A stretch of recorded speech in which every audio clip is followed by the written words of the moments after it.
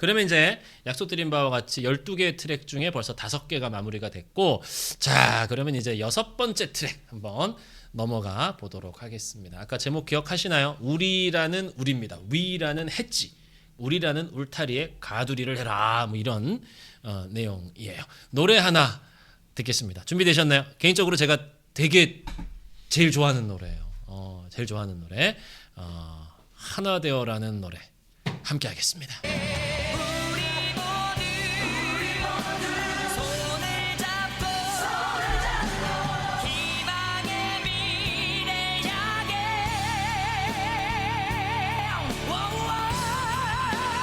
안녕하세요.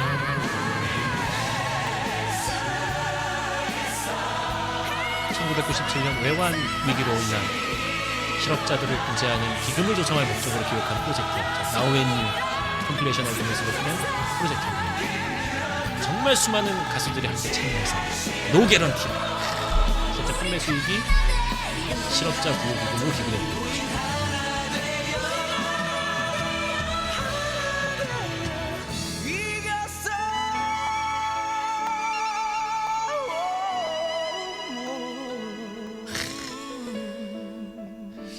자, 잘 들으셨죠? 그러니까 실제 저도 그 당시 이 노래가 이게 벌써 몇 년도 노래? 97년 이때쯤이었으면 제가 고등학생 때였네요, 그죠? 와, 이때 그죠? 그래서 실제 제작의 목적이나 또 참여 가수의 규모, 뭐 그때 역대급 가수들이 다 나왔었죠. 기억나시나요? 그래서 한국판 위아더 월드로 일컬어지기도 하면서 실제로 뭐 그때 많은 국민들에게 힘이 되었던 노래. 자, 여기서는 그냥 이것만 보시면 돼요. 하나 된다라는 우리라는 이 키워드가 사실은 또 하나 설득에 있어서 당신이 활용하실 강력한 전략이 될 수 있다라는 겁니다. 자, 쉽게 갈게요. 내가 당신을 설득하겠다가 아니에요. 우리는 이렇게 함께해서 행복하다. 우리는 이렇게 함께해서 이미 성공을 맛보았다. 그러니 너도 끼워줄게의 느낌으로 설득하라는 거죠. 쉽게 말씀드려서 한 보험사에서 어린이 보험 광고를 해요. 저희 상품의 담보는 이렇고 보장은 이렇고 백날 떠들어봐야 고객의 귀에는 그냥 소귀에 경익는 거죠. 그저 단지 이미 200만 엄마들이 선택한 대한민국 대표 어린이보험 현대해상 어린이보험 이렇게 팔아버리는 거예요. 그렇죠? 끝나는 거예요. 보장이 어떻고 이런 게 중요한 게 아니라는 거죠. 그래서 항상 당신이 누군가를 설득할 때 나라는 작은 존재로 누군가에게 다가가는 것도 때로는 필요합니다만 우리라는 큰 백그라운드를 가지고 다가가세요.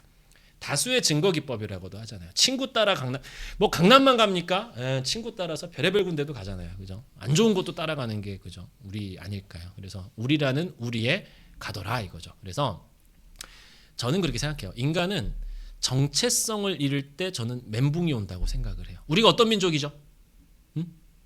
배달의 민족이 아니라 그렇죠. 언제부터 우리가 그렇게 배달을 했다고. 저는 그렇게 생각해요. 우리는 누군가의 열망하는 민족인 것 같아요. 저도 그렇고. 그러니까 내가 좋아하는 걸 좋아하지 않아요. 그러니까 시장에 갔어요. 시장에 가면 떡볶이도 있고 닭꼬치도 있고. 근데 들어가자마자 입구에서부터 줄이 쫙 서 있는 거예요. 그럼 어떡하세요? 뭐야 이러면서 그냥 줄 서요. 그게 호떡인지 떡볶이인지 모르고 일단 서고 봅니다.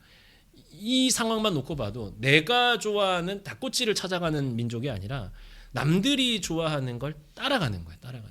그럼 이걸 내가 설득할 때 어떻게 응용하실 수 있다? 맞습니다. 다수의 압박을 통해서 동조율 향상을 기대하는 거예요. 우리라는 우리.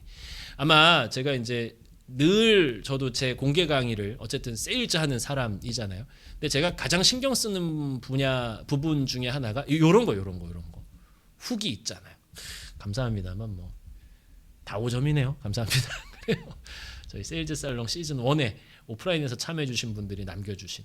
근데 재밌는 건 이러한 증거들이 목격될 때 사람들은 어때요?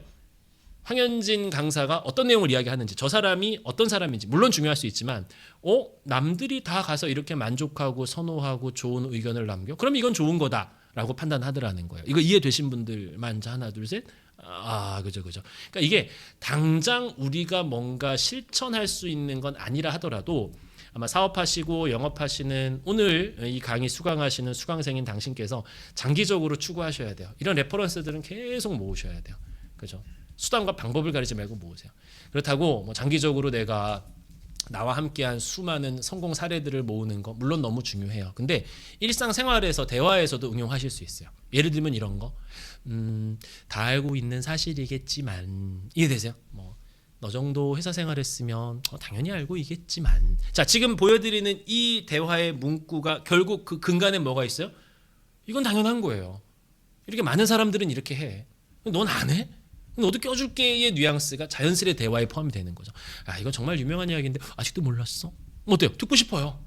야, 너도 이미 들어봤겠지만, 뭔데? 그죠? 아, 이건 뭐 지나가는 애들도 아는 이야기인지라 너에겐 또 하긴 그렇지만, 뭔데? 아, 이건 뭐 업계에서 공식처럼 받아들여지는 말이지만, 과 같이 우리라는 우리의 상대를 가두세요. 그렇죠? 항상 그래서 우리라는 이야기를 하실 때 무작정 통계를 가지고 들이대지는 마세요. 왜냐하면 상대가 이미 확고한 믿음이 형성되어 있는 상황에서는 이게 되려 독이 될 수도 있거든요. 그래서 따라서 왜 이런 일이 일어나며 왜 이렇게 많은 사람들이 선호하는지에 대한 이유를 이야기해 주는 정도에서만 설득하셔도 충분히 당신의 이야기에 귀를 기울일 겁니다. 일전에 제 강의에 참여하신 분들 중에 제가 고객의 거절을 극복하실 때에도 세 가지 F를 활용하시라고 했던 거 혹시 기억하세요? feel, felt, found. 예를 들어 이렇게 비싸요. 뭐라 그러셔야 돼요? 안 비싸요가 아니죠. 비싸다고 느끼시는 거 충분히 압니다. 그다음 felt 과거형이죠. 대부분 다른 분들도 처음엔 그렇게 느끼셨어요. 그다음 마지막 found. 근데 하지만 그분들도 자세히 이걸 살펴보시고서는 이게 가격 차이 얼마를 떠나서 이게 이러한 가치가 있다라는 것을 발견하시더라고요와 같이 받아주시는 거죠. 단지 고객의 거절을 맞받아칠 수 있는 설득 화법의 구조라고만 보시면 안 돼요. 이 안에 어떤 심리가 담겨 있다? 맞습니다. 이거는 내가 너에게만 하는 이야기가 아니야. 이미 너와 비슷한 많은 사람들이 경험한 거야. 그러니까 너 걱정하지 않아도 돼. 라는 우리라는 울타리 안에 눈앞에 있는 상대를 가두시는 겁니다.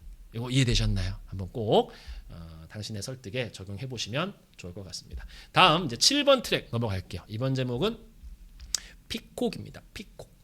피콕 뭐죠? 공작새 아시죠? 공작새.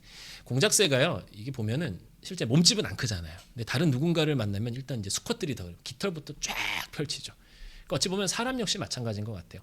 나의 실체도 중요하지만 권위를 등에 업고 고객과 소비자에게 다가가시는 것도 방법이 될 수 있다라는 거예요. 그렇죠? 그렇다면 내가 하고자 하는 말을 누군가에게 소위 설득하기 위해서 당신은 어떤 권위를 가지고 상대에게 다가가는지 한번 생각해 보세요.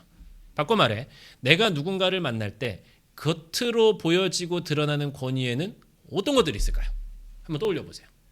이런 권위는 뭐 그 사람의 말 몇 마디가 아니고 뭐 스킬 이런 게 아니라 그냥 그 권위가 보여지는 순간 저 사람의 이야기를 듣게끔 만드는. 그렇죠.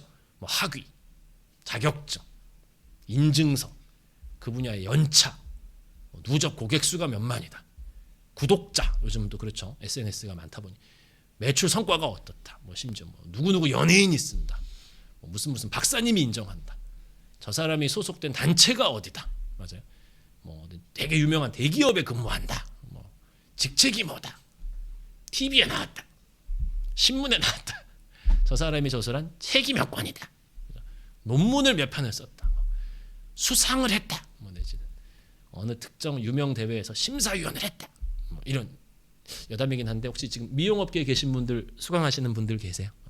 근데 보면 여담인데 그죠? 녹화되는 거 아니니까 편하게 말씀드릴게요.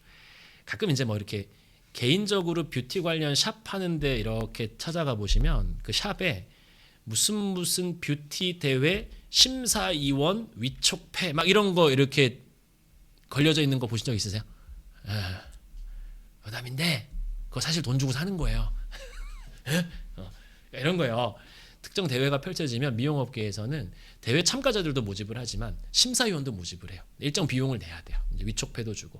근데 그게 과연 무슨 의미가 있냐? 엄청 큰 의미가 있죠. 처음 내 샵을 방문한 고객이 봤을 때 이렇게 앉아서 상담하는데 이쪽 뒤에 막 트로피도 있고 여기 보면 막 심사위원 위촉패가 있어요. 그럼 어때요? 그 순간 그 사람의 말에는 권위가 생기는 거예요. 권위가 생기는 거예요. 후기도 그렇고 만족도도 그렇고. 자, 정리하겠습니다. 권위와 위험으로 압도하시는 것도 설득의 중요한 전략입니다. 그래서 냉정하게 말합니다. 크고 화려하면 믿을만 하다라는 불편한 진실. 근데 불편하지만 진실인 건 어떡해요? 왜 사람은 눈으로 판단하려고 하거든요. 보여지고 겉으로 드러나는 것. 그래서 정리하겠습니다. 만약 당신이 사업과 또는 뭐 영업을 하시고 누군가를 만나 설득할 일이 많으시다면 필요하다면 쟁취하세요.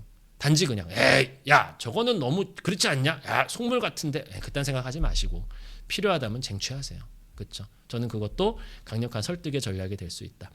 그렇다고 뭐 당장 내가 권위가 없는데 지금 내가 취할 수 있는 뭔가가 없다. 그럼 자, 두 가지만 기억하세요. 중요한 이야기 지금부터 드릴 거예요. 이거 정말 중요한 이야기. 첫 번째, 1등이라고 우겨버리세요. 네? 다시 뭐라고요? 1등이라고 우겨버리시라고. 어떻게 우겨요? 분야를 쪼개서 1등이라고 우기시는 거예요. 그러니까 예를 들어 뭐가 있을까? 제 이야기를 해볼까요? 제가요 이렇게 지식 사업을 하고 있는 소위 저 같은 사람들을 뭐 강사다 작가다 하잖아요. 근데 제가 대한민국에서 1등이에요? 아니요. 저보다 훨씬 더 저명하고 유명하신 분들은 엄청 많아요. 그래도 저는 제가 1등이라고 우기고 싶어요. 그럼 어떻게 하면 될까요? 그렇죠. 분야를 쪼개는 거예요. 맞습니까? 스피치 분야에서 또는 커뮤니케이션 분야에서 저보다 탁월하고 공부 많이 하신 분들 많죠. 오케이, 그건 당신 1등 해라. 근데 나는 최소한 설득 분야, 그 중에서도 세일즈 분야, 그 중에서도 세일즈 스킬 분야, 그 스킬 분야 중에서도 세일즈 언어 분야에서는 내가 1등입니다. 라고 우기는 거예요. 그럼 그 자체만으로도 맞습니다. 저에겐 권위 비스무리한 게 생길 수 있는 거예요.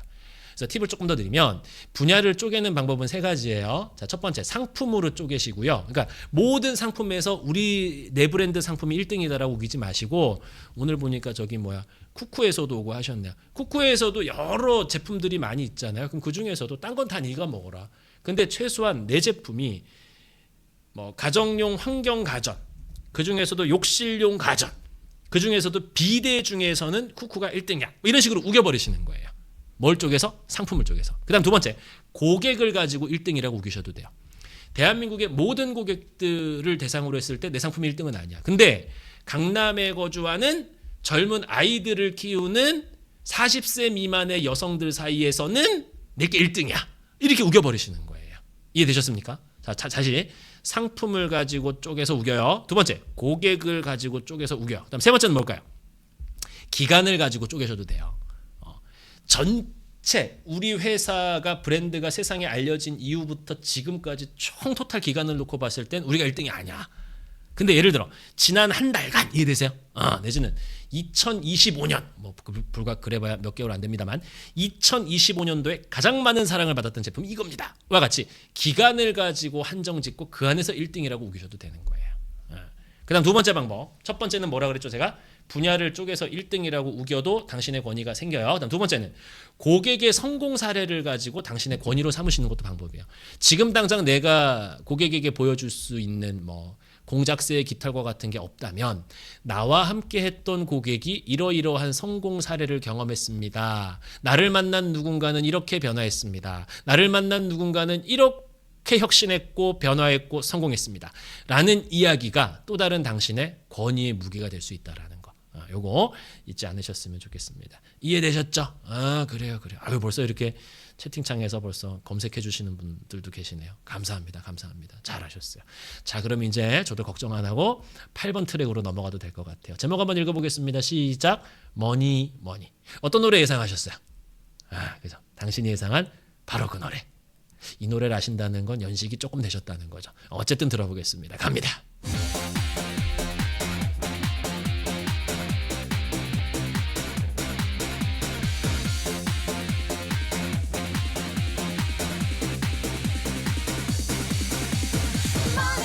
여기까지 됐어요. 뭐 다른 거 들을 필요 없습니다. 머니만 들으시면 돼요. 머니.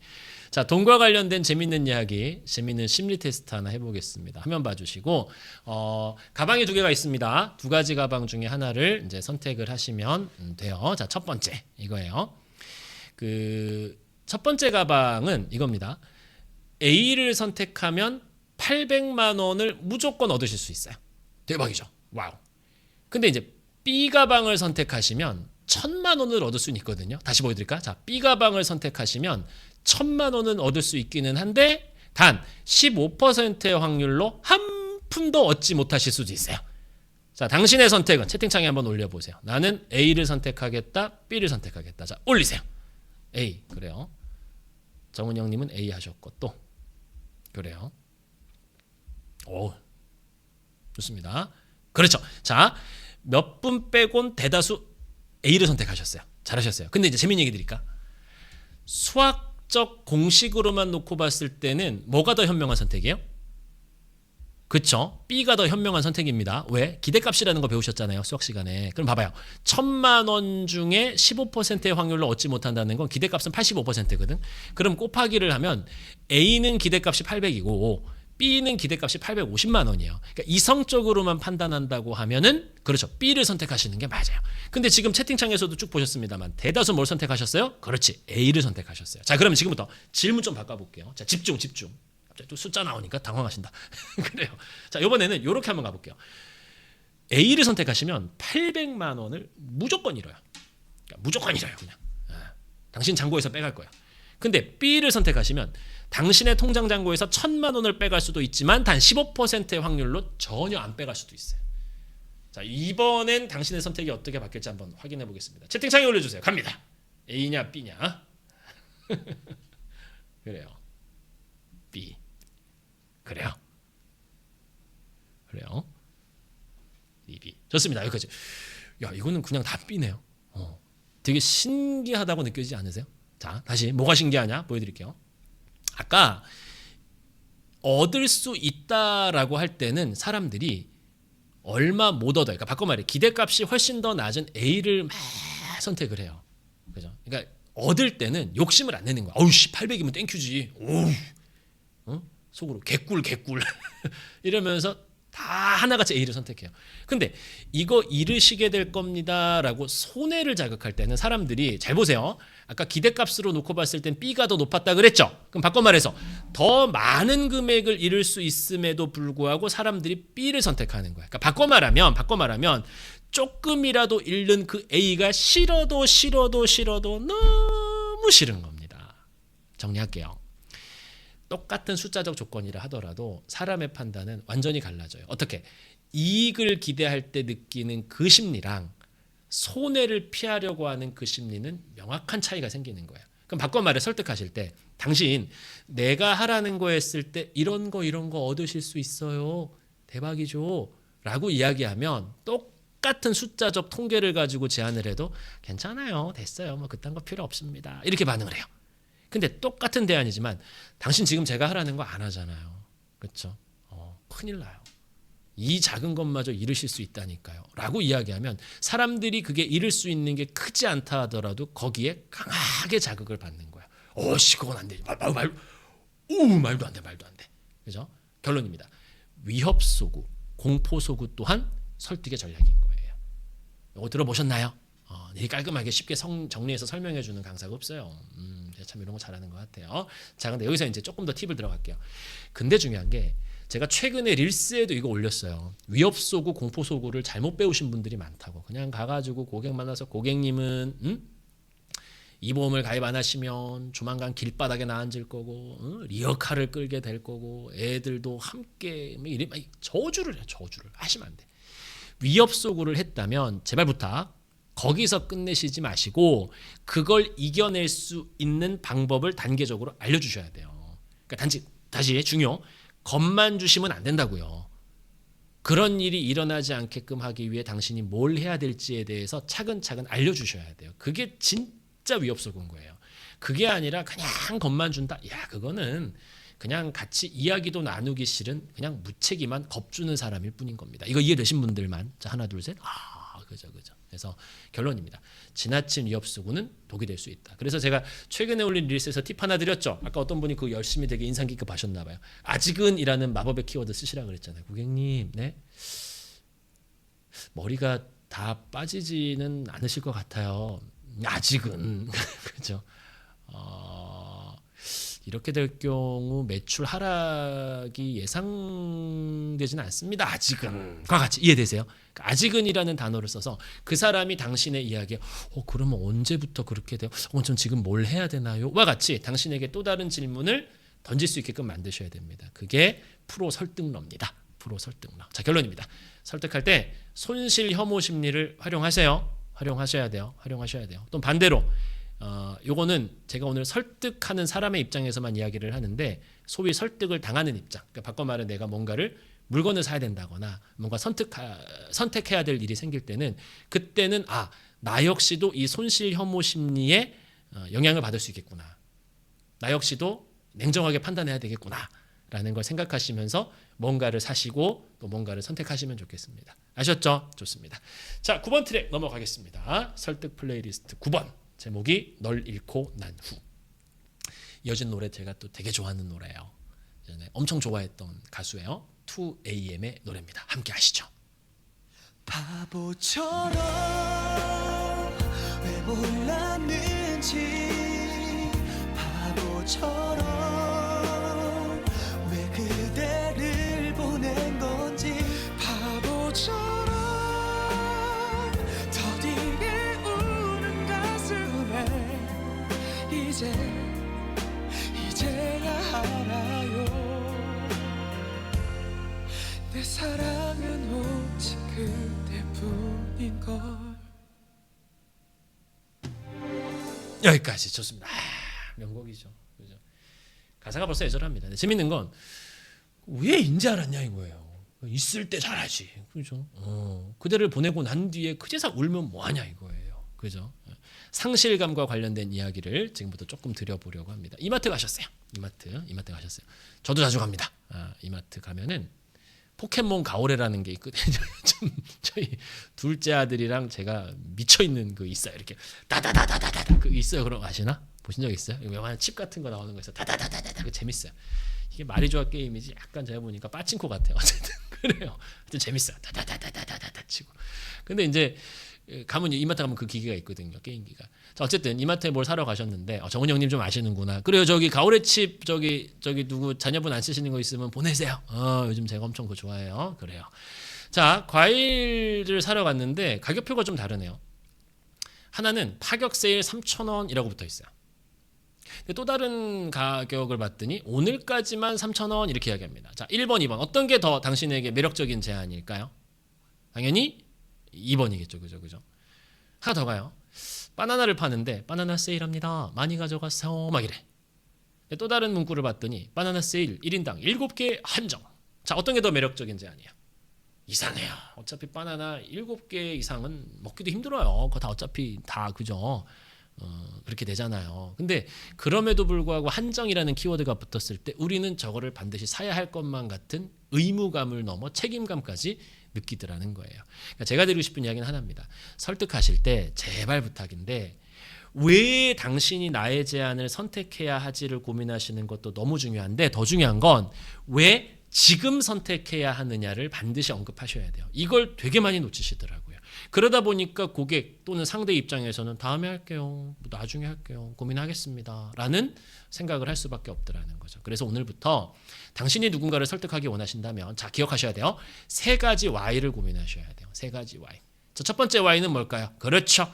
왜 이런 상품이 필요한지, 왜 이런 서비스가 당신에게 필요한지를 이야기하세요. 그 다음 두 번째 Y는 뭘까요? 그렇죠. 근데 그 하고 많은 서비스와 브랜드 상품 중에 왜 내 건지예요. 그러니까 왜 이 브랜드인지, 왜 이 제품인지, 왜 이 모델인지를 설명하셔야 돼요. 그러니까 점점점 깔때기처럼 좁혀 나가시는 거예요. 이해되셔서 다시 왜 너한테 이런 게 필요한지, 근데 왜 이 상품인지. 자, 그다음 마지막 3번째 Y는 뭘까요? 그렇죠? 왜 지금인지 이야기하셔야 돼요. 결국 당신의 설득을 완성하는 마지막 활용 점정은 맞습니다. 왜 지금 해야 되냐일 수도 있더라는 거예요. 정리하겠습니다. 마감시키세요. 그러니까 늘 한결같이 당신이 원할 때 언제든 선택할 수 있는 게 아니다. 그렇죠? 당신이 지금 이 기회를 놓치면 영영 당신이 선택하지 못할 제안이다. 그러니 지금 해라 라며 잠재적, 아직 이른 건 아니니까, 그죠? 잠재적 상실감을 자극하셔야 돼요. 그다음 두 번째, 왜 지금 선택해야 하지라는 이야기를 반드시 덧붙이셔야 되는 겁니다. 결국 결론은 이거죠. 지금이 당신에겐 최고의 타이밍이더라는 거죠. 그래서 이제 시간의 압박이라는 거는 결국 저는 그렇게 생각해요. 고객을 위한 거라고 생각을 해요. 왜냐하면 어차피 고객은 그래요. 뭔가를 선택하면 선택하지 않은 것에 대한 미련이 남아요. 상실감이라고 하죠. 근데 그 미련은요, 선택하고 고민하는 그 시간이 길면 길수록 더 심해지는 거예요. 그죠? 그냥 이제 시간으로 딱 압박해서 하셔라. 그죠? 나중에 제 고객님한테 왜 이거 그때 나한테 강하게 권해주지 않았냐, 저 그딴 소리 듣고 싶지 않습니다. 지금이 당신에겐 최고의 타이밍이라고 저는 판단했기에 지금 하시는 게 맞습니다라고 자신 있게 이야기해 주셔야 됩니다. 근데 이 내용은 사실은 얘가 이렇게 짧은 트랙으로만 설명하기에는 너무 중요한 이야기야. 그래서 이 내용은 제가 3월 18일입니다. 이따 광고할 거예요. 세일즈 살롱 오프라인 특강 시즌 2에 오시면 이 내용에 대해서 풀 버전 제가 들려드릴게요. 어떻게 해야 고객이 나중에 할게요, 다음에 하겠습니다, 이딴 소리 안 하고, 그죠? 네, 알겠습니다, 지금 할게요 라고 고객의 선택을 빠르게 앞으로 앞당길 수 있을지에 대한 고민들을 제가 시즌 2에서 좀 이야기해 드리려고 해요. 아셨죠?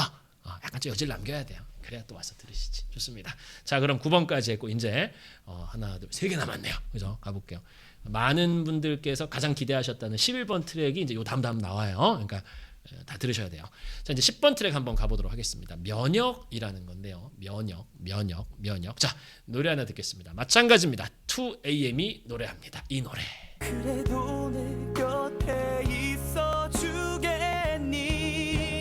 줄 수 있는 게 이 노래밖에 없다. 예절하죠. 가진 거라곤 이 목소리밖에 없다. 이게 널 웃게 만들 수 있을지 모르지만 그래도 불러본다. 네가 받아주길 바래 본다. 이 노래밖에 없다. 정말 가진 게 이 목소리밖에 없다. No, 이게 널 웃게 만들 수 있을지 모르지만 그래도 불러본다. 네가 받아주길 바래 본다.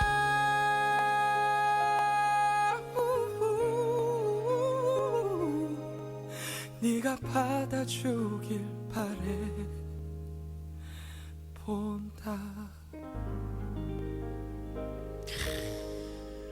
너무 애절하죠. 그러니까 저도 이 노래가 나왔을 때는 그때는 저도 이제 약간 그 소년 감성이라는 게 있으니까 너무 애절한 거예요. 오죽하면 뭐 이렇게 할까. 근데 저도 이제 속세에 찌들어서 이제와 이 노래를 들으니까 참 어이가 없네요. 이게 너무 무책임한 거 아닙니까? 누군가한테 고백을 하는데 줄 수 있는 게 이 노래밖에 없대. 이 무슨 개풀 뜯어, 죄송합니다. 이 개벽 따고 같은 소리라고. 그래요. 그러니까 저는 이렇게 생각해요. 이 남자가 누군가에게 이제 뭐 사랑을 권하잖아요. 근데 이게 내가 가진 건 아무것도 없다. 이게 사실 치명적인 단점 아닙니까? 근데 왜 이러는 걸까요? 그죠? 자, 다시 상황을 면역이라는 키워드로 돌아와서 면역의 정의 아시죠? 그렇죠? 언젠가 닥쳐올 더 큰 거를, 그죠? 작은 걸로 막겠다 이거잖아요. 쉽게 말씀드리면. 그럼 바꿔 말해서 세상에 단점 없는 상품, 단점 없는 서비스, 단점 없는 제안은 저는 없다고 생각을 해요. 그러면 때로는 내 상품, 내 서비스, 내 제안의 단점도 현명하게 활용하실 수 있어야 돼요. 예를 들어 내가 누군가에게 뭐 고객이라고 가정해 보겠습니다. 상품을 소개를 하는데 장점만 막 늘어나요. 이게 좋고 저게 좋고 이것도 좋고 막 말도 못합니다. 막 이래요. 그러면 어떠세요? 솔직히 소비자든 고객이든 뭐 이런단 말이에요. 그죠? 오히려 신뢰도에 있어서는 마이너스가 될 수 있다는 거죠. 근데 그 상황에서 이분이 갑자기 밑도 끝도 없이 그런데 말입니다. 근데 이런 단점은 사실은 좀 존재해요. 그래서 이런 부분은 감안하셔야 됩니다. 다만 이 단점도요. 단점으로만은 볼 수 없는 게 이러이러한 장점이 있거든요. 라고 이야기를 하면 어떠세요? 그 작은 걸로 혹여나 고객이 가질 큰 거, 즉 바꿔 말해 의심의 그 눈덩이가 더 커지지 않게끔 막아줄 수 있다라는 거예요. 이해되셨습니까? 즉 고객과 또는 상대와 장기적 관계를 생각하시라면 아까 이 노래밖에 줄 수 있는 게 없다라고 이야기했던 그 노래 가사처럼 단점도 공개하시라 이거예요. 단 치명적인 건 안 돼요. 그래요. 치명적인 건 안 돼요. 단점이긴 한데 가만히 생각해 보면 이렇게 뒤집어질 수 있는 거. 이런 거 있잖아요. 샴푸를 사는데 거품이 잘 안 나. 단점이죠. 근데 뒤집으세요. 계면 활성제가 적게 들어간 거예요. 그만큼 친환경인 거예요. 그렇죠? 포스트잇 아시죠? 그거 왜 개발됐어요? 뭘 붙이려고 만들었는데 거지 같아요. 자꾸 떨어져. 단점이잖아요. 뒤집은 거예요. 붙였다 뗐다 할 수 있는 탁월한 솔루션. 이게 되는 거예요. 이해되세요? 자동차 비싸? 아니죠. 좋은 거예요. 가방이 비싸? 아니다. 그래서 나중에 리세일 할 때 더 높은 가격 받을 수 있는 거다.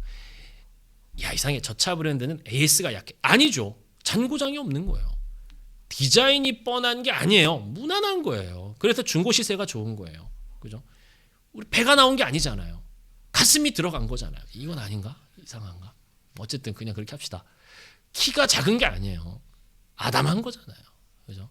신혼집이 좁아 터진 게 아니잖아요. 신혼집답게 소담한 거예요. 아늑한 거고. 저는 생각하기 나름인 것 같습니다. 항상 우리의 단점을 과감하게 뒤집어 보세요. 저는 눈이 작은 게 아니잖아요. 작네요. 알겠습니다. 화면으로 보니까 더 작네요. 아, 참. 예전엔 제가 막 이렇게 방송하고 할 때는 안경을 썼어요. 이렇게 안경 안 쓰면은 사람들이 눈이 어디 있는지 몰라요. 그래서 눈이 안 보여가지고 지금은 이제 뭐 아유 됐다. 뭐 눈이 커 보이고 뭐 그 중요하냐. 그래가지고 어쨌든 대충 살아요. 대충 삽시다. 그죠? 어쨌든 그죠. 그러니까 배 나온 사람이 배 안 나왔다고 하는 게 이해한 거예요. 배 나왔지. 나온 거잖아요. 그만큼 뭐다.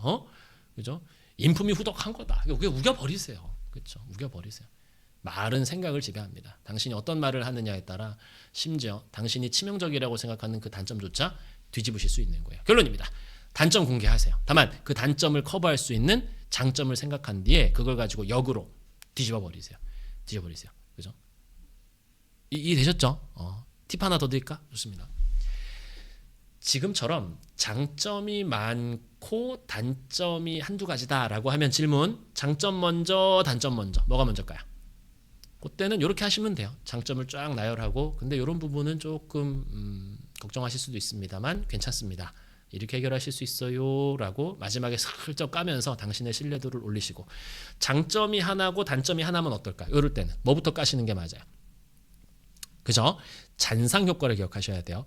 끝에가 기억에 남아요. 그래서 단점부터 이야기하고 하지만 장점입니다 라고 했을 땐 장점이 잔상으로 남거든요. 근데 장점이 있는데 단점도 있습니다. 그 둘의 비중이 비슷할 때는 단점이 마지막 뒤로 가는 순간 그게 잔상으로 남아요. 그러니까 이런 거죠. 야, 애가 일은 잘하는데 못됐어 애가. 이거랑 애가 못됐는데 일은 잘해 랑 다르죠.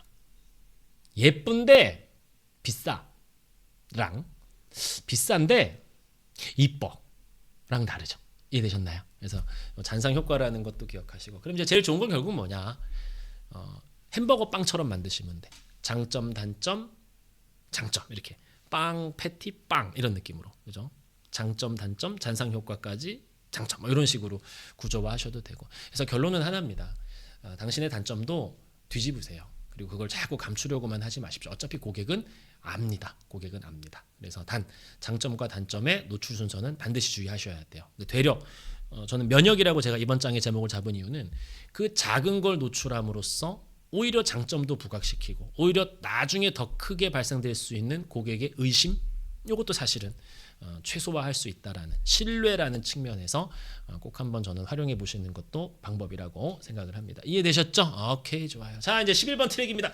많은 분들께서 가장 기대하셨던 금지된 사랑 맞습니다. 당신이 예상하셨던 바로 그 노래 함께 듣겠습니다. 눈을 감고 들으셔야 돼요. 네, 갑니다. 울지마 여기에 새겨진 우리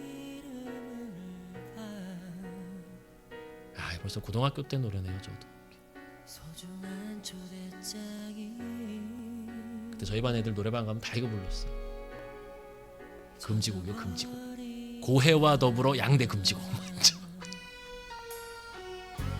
슬퍼만 너의 가족들이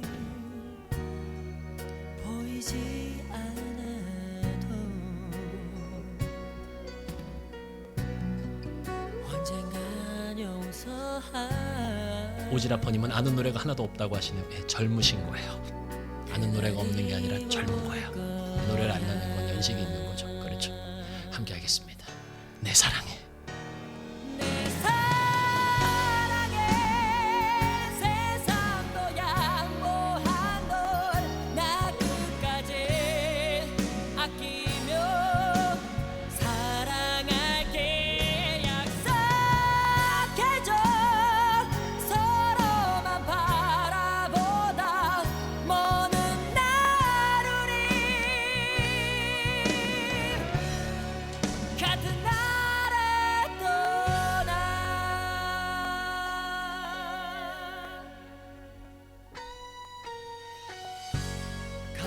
계속 듣고 싶은데 어쨌든 그죠? 강의를 해야 되니까 맞아요. 노래방에서 목이 쉬어가며 부른 노래 그렇죠.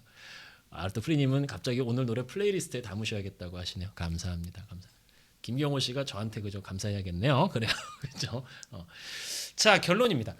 얘네 왜 이러는 걸까요? 그죠? 얘네 지금 우리 좀 이성적으로 생각합시다. 이 집 뭐 하는 짓거리예요? 이게 가족들이 축하해도 지금 사내만에 하는데 맞잖아요. 이 가족들이 아무도 안 와요. 남들이 다 뜯어 말려요. 얘네 제가 단언컨대 제가 장담 하나 할까요? 얘네 주변에서 축하해 주잖아요. 헤어져요. 그죠? 그러니까 하지 말라 그러니까 와가지고 좋다고 이러고 앉아 있는 거죠. 그죠? 그러니까 청개구리 같습니다. 사람의 심리가. 그죠? 고객이든 소비자든 뭐 당신이 설득하려고 하는 누구든 하라고 하면 안 해요. 하지 말라고 하면 하는 거죠, 오히려. 그러니까 저는 때로는 생각만큼 당신의 설득이 먹히지 않을 때는 역발상을 한번 생각해 보세요. 역발상이 차별화의 포인트가 될 수 있죠. 애가 밥 먹기 싫대요. 먹어라, 먹어라 해도 안 처먹어요. 애가 어디가 먹지 마 이씨 하는 순간 애가 뭐지? 그죠? 뭐지? 배가 고프네? 뭐 이러면서 그죠? 오히려 엄마의 제안 하지 말라고 하는 걸 또 할 수도 있다라는 거죠. 그래서 저는 그런 것 같습니다. 때로는 역발상이 당신의 설득의 차별화 포인트가 될 수도 있다고 저는 생각을 해요. 그래서 못하는 건 못한다, 안 되는 건 안 된다, 싫은 건 싫다, 그건 안 한다 이렇게도 저는 이야기하시는 게 방법이지 않을까라는 생각이 듭니다. 그러니까 저한테도 제 이야기를 조금 드리면 가끔 저한테 제가 할 수 없는 강의 요청이 많이 와요. 보면은 뭐 협상 강의 해달라. 솔직히 하려면 하죠. 제가 막말로 뭐 책 좀 들여다보고 공부 좀 해가지고 하면은 이렇게 하면 말하면 되겠죠. 또는 뭐 리더십 강의 해달라. 제가 뭐 그렇게 리더가 아니거든요. 그러니까 저한테도 저는 그건 아닌 것 같아요. 그러니까 못한다고 저는 과감하게 거절을 합니다. 그럼 사람들은 또 어떻게 생각할까요? 오히려 저의 진정성에 대해서 알아줘요. 저 강사님은 못하는 건 못한다 하는구나. 그럼 최소한 저 사람이 할 수 있다고 하는 건 정말 잘할 수 있으니까 저런 소리를 하는구나라고 오히려 저의 신뢰에도 도움이 될 수 있다라는 거죠. 그죠? 얼마 전에도 그래요. 강사료가 비싸다고 막 그러더라고요. 제가 좀 깎아드릴게요 할까 하다가 오기가 생겨져도 뭐 어렵습니다. 다만 이렇게도 생각해 보세요. 재교육 들으셔서 법인 영업하시는 담당자 30명이 듣는 건데 그중에 딱 한 명이 계약의 성사가 된다 하더라도 제 강사료 본전 뽑고도 남는 거 아닙니까? 안 하실 이유는 없을 것 같습니다. 근데 그 강사료 비싸다고 하시면 안 하셔도 됩니다.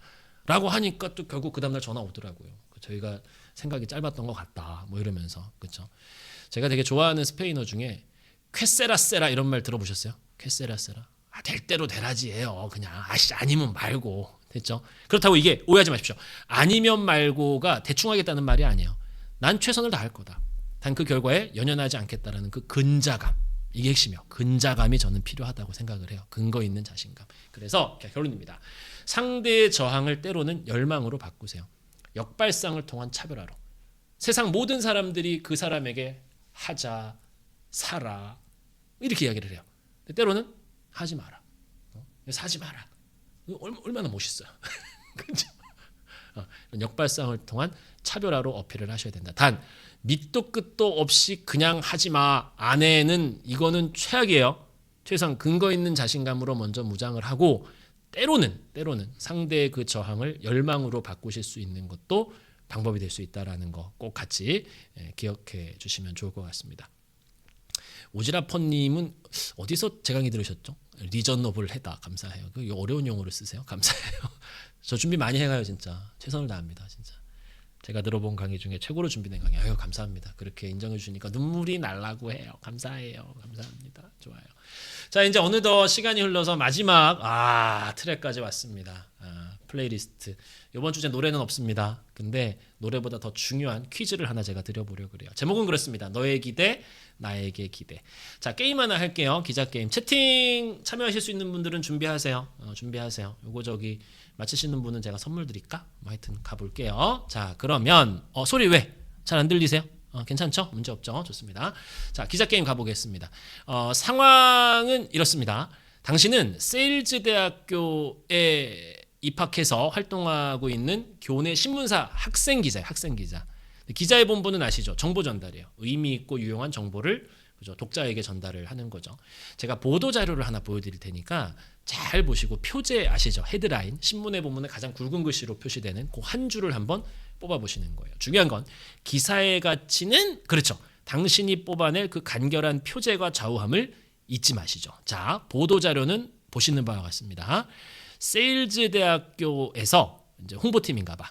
교내 신문사에 근무하는 기자인 당신에게 요딴 자료를 주면서 저희가 뭐 상황은 이러니까 여기서 그 교내 신문에 실을 기사인데 제목 하나만 뽑아주세요라고 부탁을 받으셨어요. 자, 지금부터 시간 드릴 거고 당신이 만약 이 상황에서 교내 신문사 학생 기자라면 그죠?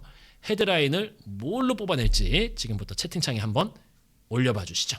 올려봐 주시죠. 뉴스는 제가 읽어드릴게요. 다음 뉴스입니다. 다음 주 수요일 세일즈대학교의 전 교수 및 교직원이 부산에서 열리는 새로운 교수법 세미나에 참가하실 것이라고 발표했습니다. 그죠? 이 세미나는 국내 최고의 인류학권위자인 원심 박사, 자기주도학습 분야의 전문가 홍자서 박사 등이 주요 강연자로 참석할 예정입니다. 총 2억 3천여만 원의 예산이 투입될 이번 세미나에는 국내 대학에서 진행된 교수법 세미나 중 역대 최대 규모입니다. 황 총장은 이번 세미나를 통해 세일즈 대학교가 국내 대학을 넘어 세계 최고 수준의 교육 프로그램을 도입하게 될 것으로 기대한다고 밝혔습니다. 5초 뒤에 마감하겠습니다. 5, 4, 3, 2, 1 여기까지 잘하셨어요. 올리신 분들 위해 박수 보내주세요. 감사합니다. 야, 잘하셨어요. 잘하셨어요. 야, 제가 예상했던 가장 정답에 가까운 내용도 있었고요. 그 다음에 꼭 정답을 떠나서 와, 이렇게까지 쓰실 수 있다라는 생각도 전 참 대단하신 것 같아요. 감사합니다. 정답 알려드릴게요. 정답은 와, 맞으신 분 계세요. 감사합니다. 요거일 수 있어요. 와, 맞히신 분 계시죠? 잘하셨어요. 근데 보통은 사람들이 보면 자꾸 뭔가를 볼 때 이 안에서 의미를 판단하려고 해요. 보셨듯이 뭐 세일즈 대학교 세계로 가다, 세일즈 대학 2억 3천만 원, 우리의 등록금은 어디로, 뭐 세미나가 2억이라니 돈잔치 막 이러면서 부정적 시선으로 보시는 분도 계시고 뭐 이래요. 근데 사실 제가 아까 계속 뭐라고 힌트를 드렸냐면 교내 신문사다, 학생 기자다. 그러면 교내 신문사에서 나오는 기사는 누가 봐요? 학생들이 보는 거예요. 그러면 이 사안이 과연 학생들에게 줄 수 있는 건 뭐냐 이거예요. 그 시선으로 들여다보셔야 돼요. 단언컨대 다음 주 수요일 휴강이 정답이 될 수 있지 않을까요? 이거 이해되신 분들만 자 하나 둘 셋. 맞잖아요. 전 교수 교직원 다 간대요 부산으로. 여기 서울에 있는데 뭐 하겠어 학생들이 지들끼리 그날 휴강이지. 그렇죠? 최소한 당신이 올렸던 그 멋들어진 제목보다 다음 주 수요일 휴강이라는 이 헤드라인이 더 많은 구독자들의 관심을 끌 수는 있더라는 겁니다. 반드시 명심하셔야 돼요. 너무 당연한 이야기 드려서 죄송한데 이 당연한 걸 당연하게 안 하시는 것 같아요. 그 어떤 팩트보다 독자, 즉 당신이 영업을 하고 사업을 하신다. 당신의 고객과 소비자의 입장에서 가장 혹할 정보를 제시하셔야 돼요. 하나 더 가볼까? 하나 마트에 가는데 막 이런 표시가 붙어 있어요. 고객님 내부가 혼잡합니다. 주차를 원하시면 비상등을 켜주세요. 막 이래요. 바꿔볼게요. 뭐라 그러시면 될까요? 그렇죠. 이 행동을 했을 때 주차하려는 고객이 얻을 수 있는 걸 이야기하셔야 돼요. 그렇죠. 비상등 켜주시면 가장 빠르게 주차 공간 안내해드리겠습니다 라고 써야 사람들이 비상등을 켜는 거지. 단지 그냥 자기 입장에서 마트 입장에서 내부 혼잡하니까 켜주세요. 아무도 안 켤 거예요. 속으로 욕할걸? 야, 이거 주말에 당연히 사람 많이 올 거 알면서 니네는 야, 그 관리도 안 하냐? 혼잡하게. 아, 짜증나. 이러면서 억지로 켜겠지. 근데 똑같은 이야기입니다만 아다르고 어달라. 비상등 켜주시면 우선 주차해드리겠습니다 라고 하면 너나 할 것 없이 기꺼이 켜는 거예요. 왜? 내가 기대하는, 즉 내가 얻을 수 있는 게 명확하게 그려지더라는 거예요. 저는 어쨌든 제가 홈쇼핑에서 근무했다고 말씀드렸었잖아요. 홈쇼핑 보시면 주문 전화 많이 올 때가 이런 거 보여주면 주문 전화 많이 와요. 이거 뭐라 그럴까요? 비포, 애프터예요. 놀라운 밀착 커버, 주름 미백 자외선 차단을 한 번에 라고 백날 떠들어봐야 고객들이 시큰둥해요.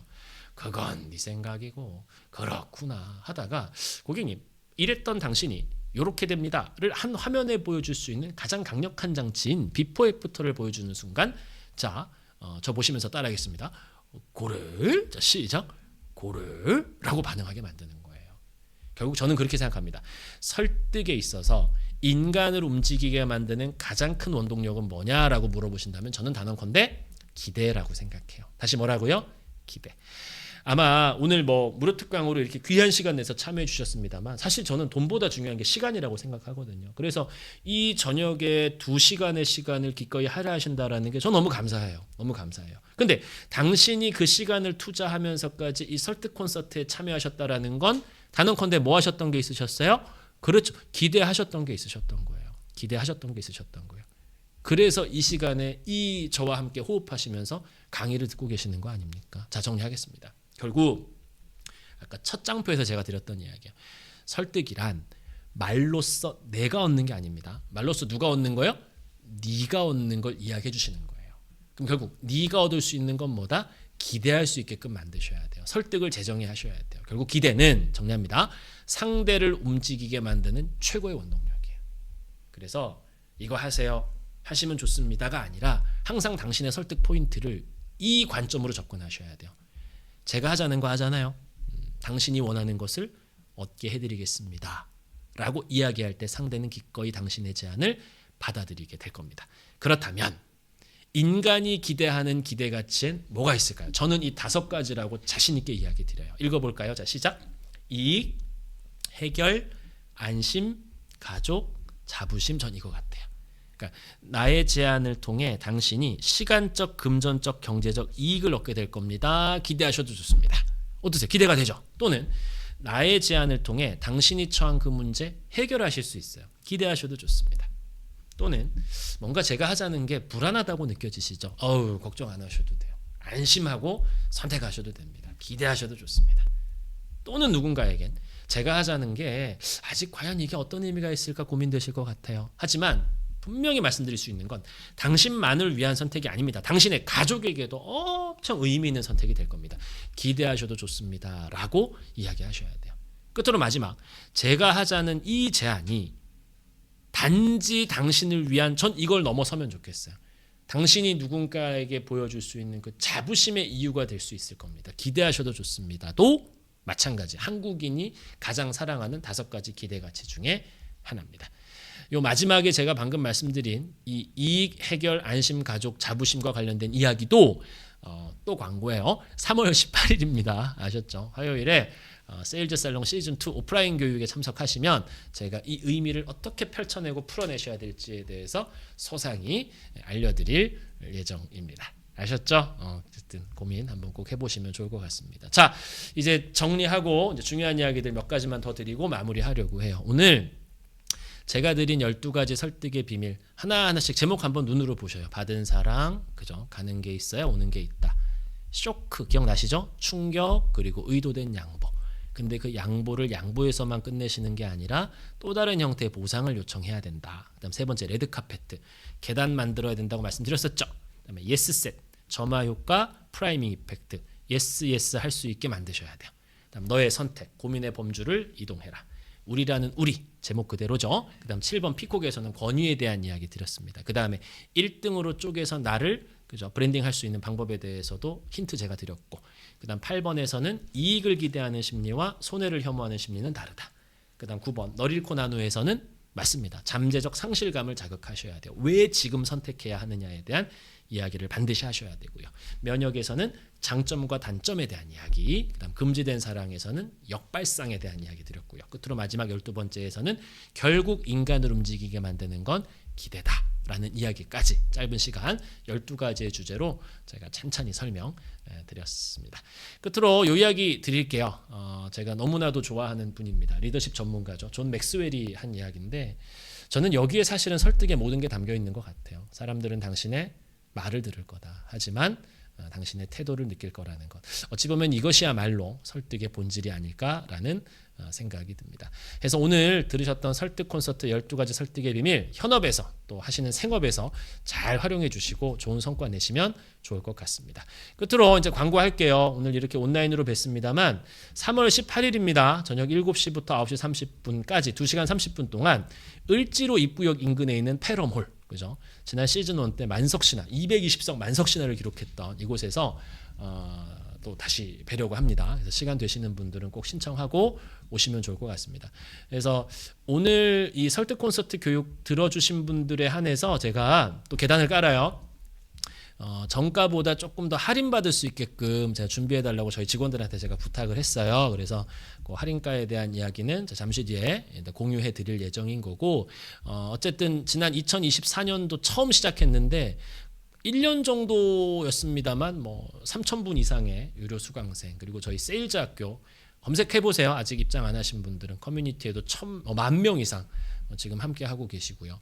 그 다음에 또 많이들 이렇게 또 좋은 후기들을 많이 남겨주세요. 제가 더 감사드릴 뿐입니다. 그래서 작년 안에 전국 투어 시즌 1 때 막 여러 곳들을 많이 돌았어요. 그렇죠? 그때 참석하셨던 분도 계시고 시간이 안 맞으셔서 못 참석하신 분들도 계실 것 같아요. 그래서 2025년도에는 시즌 2입니다. 클로징 편으로 시작을 해요. 그래서 특히 이번 시즌 2에서는 강의도 업그레이드, 소통도 업그레이드, 행운도 업그레이드. 그래서 이런 업그레이드된 내용들을 가지고 또 현업에서 써먹을 수 있는 또 다양한 프로그램들도 제가 많이 준비했습니다. 굿즈도 드릴 거고, 그렇죠. 럭키드로우 이벤트도 진행을 합니다. 특히 이게 정말 중요해요. 제가 시즌 2에 참여하시는 분들에게만 제가 최근에 이제 탈구했어요. 털어냈어요. 열심히 썼습니다. 그래서 소책자입니다. 소책자. 그래서 세일즈인들이 이제는 말로도 설득을 하셔야 되는 시대입니다만 또 글로도 설득을 하셔야 되는 시대를 살아가고 있거든요. 그래서 세일즈인들이라면 꼭 유념하셔야 돼. 그죠? 뭐 카톡이든 문자 메시지든 인스타에다가 한 줄 올리시든 글쓰기와 관련된 전략들을 담아낸 소책자도 이번 시즌2에 오시는 분들께 모두 드리려고 합니다. 이 모든 혜택이 포함된 혜택가. 와우. 좋습니다. 그래서 77,000원이 아니라 10% 할인된 금액으로, 이게 뭐 10% 더 되잖아요. 10%가 넘네. 그래요. 어쨌든 기간은 26일 수요일, 오늘이죠. 오늘 오후 10시부터 딱 48시간만 할인된 가격으로 신청하실 수 있는 저희가 세일즈 살롱 카톡 메시지를 보내드려요. 오늘 아마 이 유튜브 링크 받으셨던 그 채널 통해서 동일하게 저희가 할인 받으실 수 있는 링크 보내드릴 거니까 그쪽 통해서 많이 신청해 주시죠. 그래서 오셔서 직접 또 얼굴도 보고 사진 찍으셔도 돼요. 그래요. 사진도 찍으시고 어쨌든 즐겁고 소중한 추억 많이 만드셨으면 좋겠습니다. 자, 다시 한번 이렇게 늦은 시간까지 함께 해주셔서 너무너무 감사드립니다. 그래서 저도 사실은 준비 최선 다했습니다. 이게 무료 특강이긴 하지만 어쨌든 귀한 시간 내시는 분들의 시간이 아깝지 않게끔 만들어야겠다라는 생각으로 최선을 다해 준비했고, 그 다음 또 이렇게 열심히 들어주시는 내용들 하나하나 제가 다 봤거든요. 이렇게 좋은 말씀들 해주셔서 너무너무 감사드립니다.